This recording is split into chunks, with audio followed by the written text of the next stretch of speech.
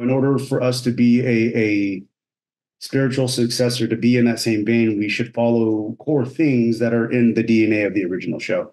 Pulling from the books is one of them, and luckily that was all done well before I was brought on board by Bo DeMeo and team, and I was able to just come in and help with the visual, man, and I'm so stoked about that. I've been waiting over 2.5 decades for this show to return. And when I saw it, boy, I felt like I was a kid again. It was incredible.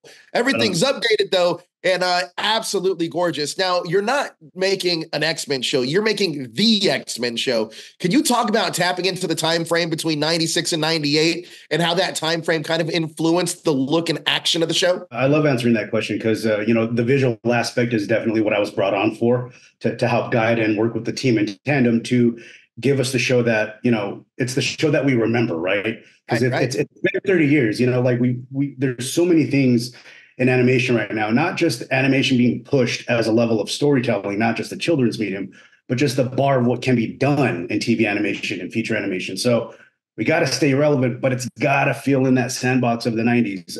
And so one of the things that, I was able to bring to the table was, what were they looking at? Like you said, what were they looking at? Sorry, us looking at what were they filming between 96 and 98? What were the cinematic styles? What was being done in anime? What was being done in TV animation? What was being done in feature animation? What kind of lenses were they using? How were things being directed? How were, when was a compressed lens coming in versus a dynamic wide lens? Who's standing next to who? Staging super important. There were so many. I mean, look, it's been 30 years, so there was just a lot. There was an abundance of riches to pull from. Then you look at all those common denominators of what, when you're watching something, you go, yo, that makes it feel like that's, dated because of X. Finding that commonality and then starting from there, and then, and it's not done by one person. We have a huge team. I got to give it to, Ashley Phillips, Jeremy Polgar, Anthony Wu, and there are leads when it comes to animation, compositing, and production design. And it's literally us on a couch for hours in front of a TV, tweaking, honing. It's all hand done, man.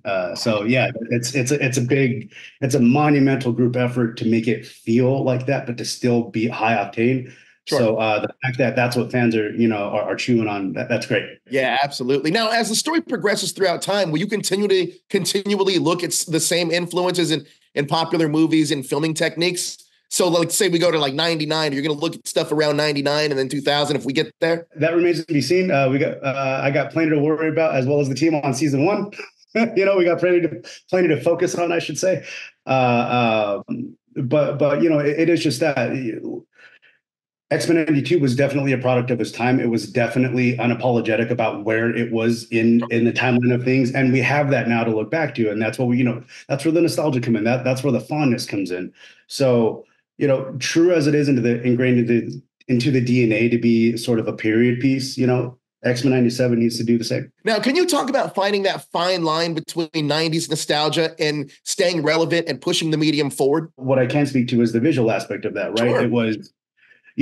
It was very early on. It was, okay, what's too clean? What's too HD? Ooh, what's too potato? We gotta, again, you gotta stay relevant for the new audiences coming in, watching everything in HD 4K, but then you also gotta, if you go too clean, you're not that 90s feel. So where is that balance between HD and potato? And that is something that our team just kills in spades. From color palette, what was the color palette that the show was using at the time, to what were the compositing and at the time digital effects, what were the, like, even down to the transitions that they were using, man. Right. Like pulling digital light, or like overlaying, back when they had the Dark Phoenix saga, they actually overlaid real fire over Jean's transformation. So it was like, it's both cool and tactile and fun to just, we have so much to play within our sandbox, but we all check each other's math. it's got to stay relevant too. So it's just a fun balance, man. It really is. Speaking of the visuals, X-Men the Animated Series gave you guys a great blueprint for how the team's power sets look. How does X-Men 97 enhance the visuals of those power sets? And who was the most updating that you had to do character-wise, power set-wise? Again, love that question too. Got to give a shout out to Chris Graff, our lead effects animator. That dude makes the stuff pop, man. Yeah. And there's just, it's those, what are those mutant abilities that we love and we've seen before, but what does that look like in HD? What does it feel like Right. in HD? How much is too much? Graff and team they knocked it out of the park, man.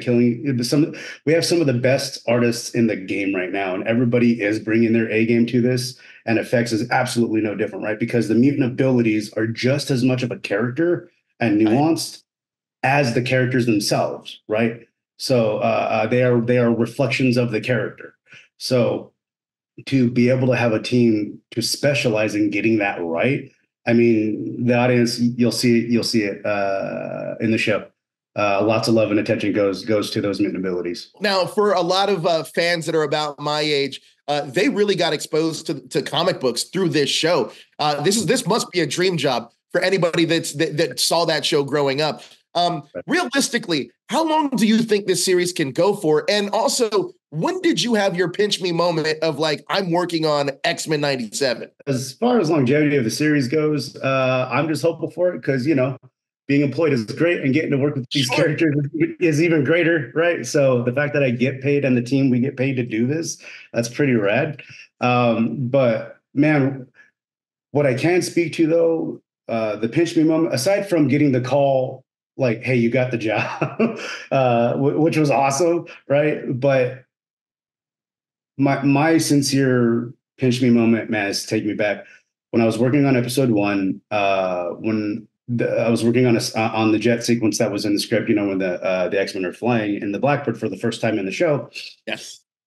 I had just so I was storyboarding that little sequence, and I had just gotten done drawing the establishing cockpit shot of all of the X-Men.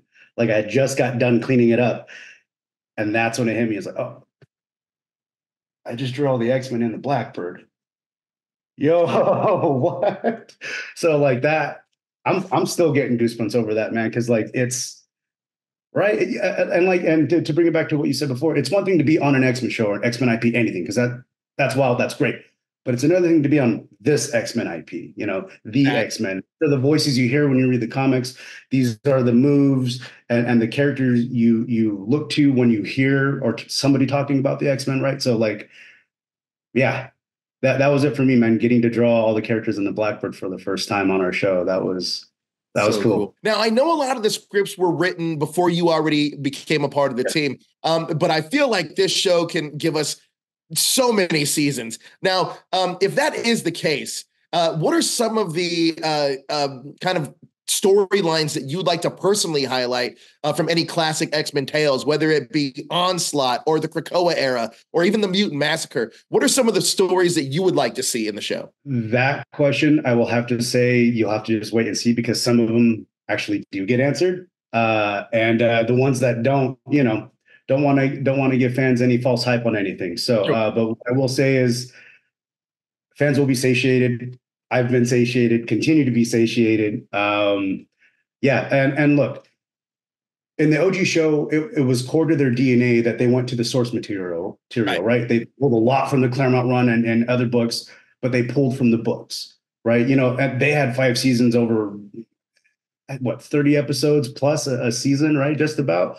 So they had to embellish and fill in a lot. But they always pulled from the books. They always pulled from the comics, right? So too is that ingrained, like that's ingrained in the DNA of the OG show. So too that should be for our show too, because we are a spiritual successor. We are a revival. It's not a reboot. We pick up right after graduation day. Season 5, last episode. We pick up where that left off. So in order for us to be a spiritual successor, to be in that same vein, we should follow core things that are in the DNA of the original show. pulling from the books is one of them. And you know, luckily that was all done well before I was brought on board by Bo DeMayo and team. I was able to just come in and help with the visual, man. And I'm so stoked about that. That's absolutely incredible. Look, the show is phenomenal, lives up to the expectation I had for it, and that bar was very high. I love the fact that you guys had Larry Houston come back and Eric and Julia Leewald as consulting producers. And I'm a Cyclops guy, and you guys did right by me. I love his power display in this show, man. Thank you so much for your time, Jake. The show is absolutely phenomenal. Awesome. I can't wait to see all 10 episodes this season. Thanks, my man. Appreciate it. And on behalf of the team, just thank you so much. Everybody from top down, everybody's working hard. This is all planned. So thank you. Thank you. Thank you. Thank you guys for making this show, Jake. I really appreciate it, man. Thank you.